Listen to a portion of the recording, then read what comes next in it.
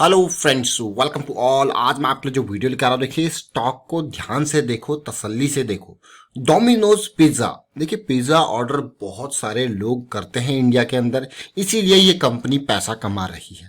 लेकिन इस स्टॉक को जब आप देखते हो, कोई भी चीज आप यूज करते हो, जब आप उसकी कंपनी देखते हो कि कौन सी कंपनी के नाम से ये मार्केट में लिस्टेड है, बहुत सारे लोग तो शेयर मार्केट में इसी तरीके से इन्वेस्ट करते हैं भाई। वो देखते हैं हाँ इसके प्रोडक्ट्स अच्छे लग रहे हैं, तो बहुत सारे लोगों को लग रहे होंगे, तो वो देखते हैं इसका शेयर मार्केट में किस नाम से लिस्टेड है। अब आप सोच रहे होंगे डोमिनोज का शेयर किस नाम से लिस्टेड है, रेडी रहना, बड़े धमाके के लिए तैयार हो रहा है डोमिनोज का शेयर। ये देखिए डोमिनोज पिज्जा, अलग अलग वैरायटी के पिज्जा इंडिया के अंदर आपने देखा होगा, बहुत बड़ी पकड़ डोमिनोज ने बना रखी है पिज्जा के मार्केट में। और ये शेयर में अगर दिखाऊं किस नाम से लिस्टेड है, तो इसका नाम है जुबिलेंट फूड वर्क्स लिमिटेड। ये शेयर मार्केट में लिस्टेड है, जिसका कंपनी का मार्केट कैपिटलाइजेशन 30,000 करोड़ का है। बहुत ही बढ़िया प्रॉफिट ग्रोथ, सेल्स ग्रोथ है, बहुत ही बढ़िया। मैं कहूंगा इसका डेट कम है, उधार कम है, प्रॉफिट ग्रोथ देख सकते हो पिछले 3 साल का एवरेज, आप फैन हो जाओगे। मतलब किस तरीके से ग्रोथ आपको गिरे। किसी टाइम पे 2010 में डोमिनोज की सेल मात्र 424 करोड़ की थी, आज की डेट में 4000 करोड़ है। सोचिए जरा, 400 करोड़ से 4000 करोड़ 10 साल के अंदर 10 गुना सेल हो चुकी है। और इंडिया की पॉपुलेशन बहुत ही, अब ये जो छोटी छोटी सिटीज में भी ऑलरेडी ये धीरे धीरे अपनी जो है पेनिट्रेशन करते जा रहे हैं, मार्केट को फैलाते जा रहे हैं। तो इन कंपनीज के लिए और भी बढ़िया बात। अभी देखिए, ये तो आपने रेवेन्यू देखा, प्रॉफिटेबिलिटी देखिए 30 करोड़ से 300 करोड़, भाई ये ग्रोथ है। देखिए ग्रोथ आपको सामने सामने दिख रही है जुबिलेंट फूड वर्क की। तो इसने जरूर शेयर मार्केट में भी धमाल मचाया होगा और खूब रिटर्न दिए होंगे। देखेंगे अभी कारोबार की अगर मैं बात करूं तो फ्राइडे को ऑलमोस्ट फ्लैट सिचुएशन रही थी, उसके बावजूद देखिए 18% की डिलीवरी मुझे देखने को मिल रही है। और अगर मैं शेयर होल्डिंग पैटर्न की बात करूं, क्यों ये स्टॉक रडार में आया वो भी मैं आपको बताऊंगा अभी, लेकिन जरा इसके शेयर होल्डिंग पैटर्न को देखिए। 41.9% प्रमोटर की होल्डिंग है। कुछ टाइम पहले प्रोमोटर्स के का बहुत बड़ा हिस्सा जो है गिरवी रखा हुआ था, 18% का हिस्सा गिरवी रखा था। अगर मैं दिसंबर 2018 की बात करूं, गिरवी रखे हुए शेयर धीरे धीरे कम हो गए और अब तो ना के बराबर, मात्र एक टाइम पे 18% था, अब 2-2.5% के आसपास ही शेयर, 2.7% के आसपास गिरवी रखे हुए हैं। अब किस तरीके से इसमें म्यूचुअल फंड की होल्डिंग है, फॉरेन पोर्टफोलियो निवेशकों की होल्डिंग बढ़ी घटी, उन सब के बारे में डिस्कस करते हैं। एक टाइम पे ये 6-7% हुआ करती थी, और मार्च में ये देखिए आप, दिसंबर 2019 में, मार्च 2020 में ये बहुत जबरदस्त तेजी से बढ़ के 15% के आसपास चली गई थी। लेकिन सितंबर में, जो मार्च में इन्होंने खरीदारी की थी बीच में, सितंबर में अच्छी खासी प्रॉफिट बुकिंग देखने को मिली है, जिसकी वजह से शेयर में गिरावट भी आप देख सकते हो। तो अभी हम इसको टेक्निकल चार्ट पे लेके चलेंगे, तब समझेंगे। फॉरेन पोर्टफोलियो निवेशकों की अगर मैं बात करूं तो देखिए 37% के आसपास की होल्डिंग फॉरेन पोर्टफोलियो निवेशकों की है, जो कि मार्च में कम होकर 30% आ गई थी। और इसके बाद फॉरेन पोर्टफोलियो निवेशकों ने खूब माल मार्केट से उठाया और 37% के आसपास तक चली गई है। अगर शेयर्स देखते हो तो 4 करोड़ शेयर्स फॉरेन पोर्टफोलियो निवेशकों के पास थे मार्च में, जो कि अब कितना हो गया है, ऑलमोस्ट 5 करोड़ शेयर्स इनके पास हो चुके हैं। अब आपको गया, तो 1 करोड़ शेयर्स खरीद के बैठ गए। देख लीजिए आप, जून और सितंबर के क्वार्टर में तक फॉरेन पोर्टफोलियो निवेशकों ने खूब माल यहाँ पे उठाया है। लेकिन जरा रिटेल निवेशकों को देखिए, उनकी क्या हालत यहाँ पे है। रिटेल निवेशक इस शेयर में बहुत ही कम है, मात्र 67,000 है, जिनके पास ऑलमोस्ट 30 लाख शेयर्स यहाँ पे है। जरा देखिए, अब आपको मैं लेके चलता हूं टेक्निकल चार्ट्स पे, वहां हमें बहुत कुछ सीखने को मिलेगा, बहुत कुछ देखने को मिलेगा। क्यों ये स्टॉक रडार में आया है वो भी देखेंगे, समझेंगे। ये जुबिलेंट फूड का मंथली चार्ट है, और मंथली चार्ट को तसल्ली से देखिए कितना रिटर्न इसने आपको दिया। 2010 में जब मार्केट में आया था तो 80 रुपए का शेयर था, और क्या धमाकेदार रिटर्न इसने आपको दिया। 2400 का हाई इसने अभी टच किया रिसेंटली, मतलब अल्टीमेट रिटर्न्स आपको दिए हैं। देखिए बिल्कुल स्ट्रक्चर देखिए, लोअर लो लोअर हाई। देखिए 2016-17 में गिरावट जरूर आई थी।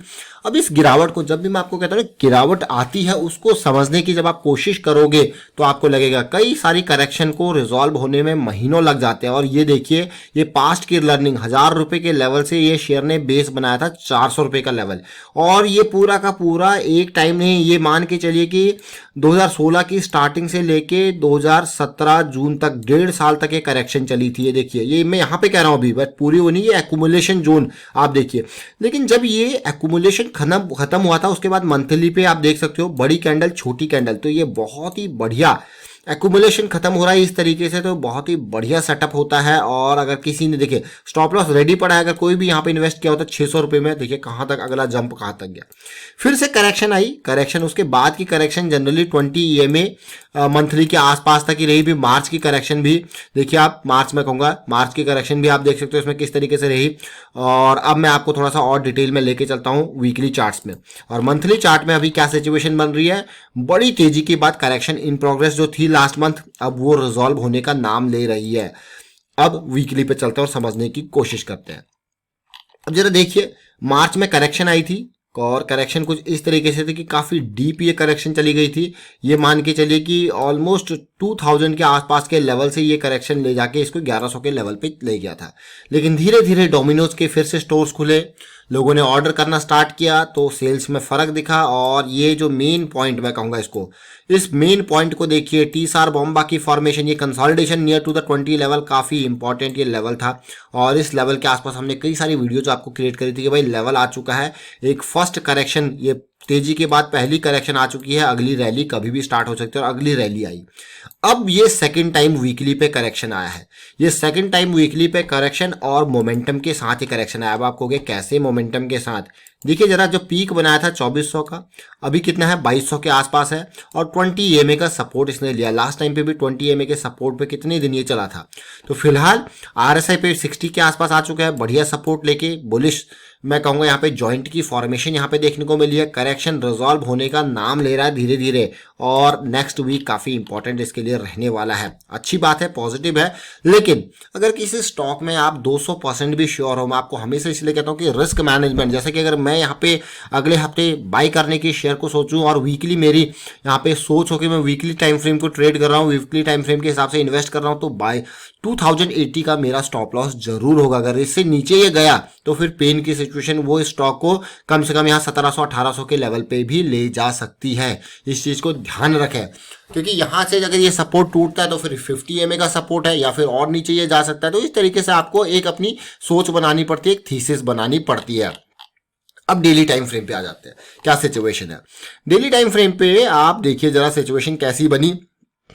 इस तेजी और करेक्शन के बीच में आपने काफी अप डाउन यहाँ पे देखने को मिले, एक बिल्कुल एक्यूमुलेशन जोन यहाँ पे देखने को मिला आपको लास्ट टाइम पे। फिलहाल जो करेक्शन है वो ऑलमोस्ट ये देखिए किस तरीके से बनी है, 2400 समथिंग के लेवल से बिल्कुल डाउन आती गई, लोअर हाई लोअर लो की सीरीज। और इंपॉर्टेंट बात, जो 2100 के आसपास का जो इसने ये बॉटम पॉइंट यहाँ पे बनाया है, इस बॉटम पॉइंट को तसल्ली से देखिए RSI पे क्या सपोर्ट मिला है। तो ये सपोर्ट के साथ साथ RSI ने ट्रेंड रिवर्स करना भी स्टार्ट कर दिया है। देखिए लोअर लो, ये हायर मैं कहूंगा हायर हाई बन चुका है यहाँ पे। और अब कोई भी करेक्शन आगे आने वाले टाइम पे आपको एंट्री का मौका दे सकती है। और RSI को इस तरीके से सिचुएशन लेके सिमिलरली प्राइस पे भी आपको ऐसी सिचुएशन मिल सकती है। तो आने वाले टाइम पे आपको मौका मिल सकता है स्टॉक में इन्वेस्ट करने का। लेकिन एक बात मैं आपको यहाँ पे कहूंगा कि अब की टाइम पे जैसे कि मार्केट ऑल टाइम हाई के नियर जा रहा है, यूएस में इलेक्शन यहाँ पे कंप्लीट हो चुके हैं और मार्केट धीरे धीरे रिकवर करने की कोशिश कर रही है, ऑल टाइम हाई के नियर निफ्टी भी पहुंच चुका है। तो यहाँ पे अब थोड़ा सा आपका रिस्क फैक्टर जो है वो बढ़ जाएगा। इसीलिए अब ऐसे टाइम पे क्वांटिटीज कम होनी चाहिए, क्वांटिटीज अब कम होनी चाहिए। जो पुराने करेक्शंस थे, जो इन लेवल पे करेक्शन थे, उनमें आपकी क्वांटिटी सही थी तो कोई दिक्कत वाली बात नहीं। लेकिन अब क्वांटिटीज को मिनिमाइज करना चाहिए, क्योंकि अब रिस्क जो है वो बढ़ता हुआ जा रहा है। तो फिलहाल मैं कहूंगा कि हाँ, ये करेक्शन रिजॉल्व हो रही है और ये रिजॉल्व बल्कि हो चुकी है। देखिए डाउन ट्रेंड, और ऑलमोस्ट अगला जो यहाँ पे एक छोटी करेक्शन यहाँ पे अगर आती है, इंपल्स जो स्टार्ट हुआ है, तो आगे ये रैली टारगेट, अब आपको टारगेट क्या लें, तो ब्रेकआउट के नियर जाना। ब्रेकआउट के नियर जाना आपको एक हर बार बताया गया कि ब्रेकआउट को पार करने के लिए हमारी 3 रिक्वायरमेंट होती है, consolidation near to the breakout, और या फिर small correction near to the breakout, and the third thing is pull back after the breakout. These three are the most important part of a successful breakout.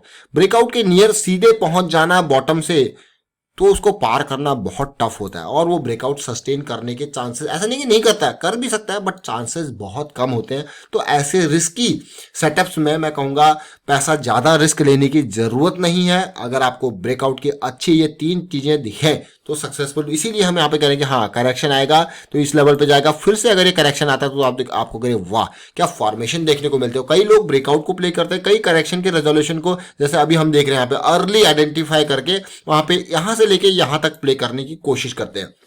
तो अलग अलग तरीके हैं, सबके अपनी अपनी स्ट्रैटेजी होती है। और फिलहाल मैं इसको वाइंड अप करता हूं। उम्मीद करता हूं आपको वीडियो अच्छा लगा होगा। अच्छा लगा तो शेयर कीजिए, लाइक कीजिए, चैनल सब्सक्राइब नहीं कर जल्दी से सब्सक्राइब कर ले, साथ के साथ बेल आइकन को प्रेस कर ले जिससे आपको नोटिफिकेशन आती रहेगी। Thank you for watching the video.